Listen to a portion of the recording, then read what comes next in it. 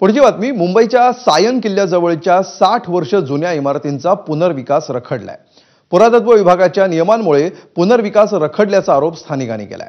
पुरातत्व विभागाच्या नियमांनुसार हेरिटेज वास्तूच्या 100 ते 200 मीटर अंतरापर्यंत असलेल्या घरांचा पुनर्विकास करता येत नाही। त्यामुळे सायन किल्ल्याजवळ असलेल्या 11 इमारतींचा पुनर्विकास रखडलाय।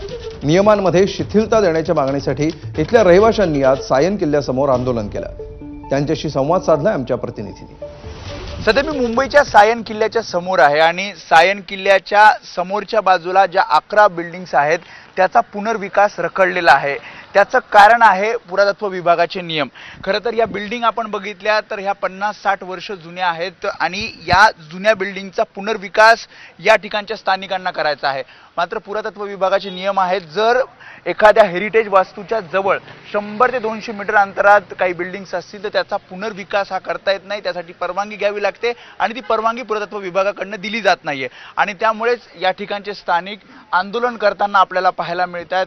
काळाची गरज अशी आहे की 50-60 वर्ष जुन्या बिल्डिंग जर आता रिडेव्हलप झाल्या नाहीत तर त्यांचा दर 2 वर्षांनी होणारा मेंटेनन्स हा काळानुसार अधिक तो वाढत जाणार आहे आणि पुढच्या पिढीसाठी आणि आमच्या सुरक्षिततेसाठी या बिल्डिंगचा पुनर्विकास होऊन रिडेव्हलपमेंट होऊन नवीन इमारती उभं राहणं ही अत्यंत निकडीची गरज आहे। ते सगळे सिनियर सिटीजन आहेत, वरिष्ठ नागरिक आहेत, बऱ्याच जणांची मुलं सुद्धा इथे नाहीत। मुंबईची ही सगळीच परिस्थिती आहे। रिडेव्हलपमेंटला जर बिल्डिंग केली तर आता आम्ही या वयाचे 60च्या वरचे जे लोक आहोत ते एकमेकांना धरून राहू शकतो, म्हणून आम्ही आहोत त्याच जागी राहण्याचा आमचा आग्रह आहे। पण बिल्डिंग पुनर्विकास झालाच पाहिजे। आणि गंमत काय होते म्हणजे की मुलं तर कुठे कुठे निघून जातात, पण आमचं जुनं घर आम्हाला सोडवत नाही ना।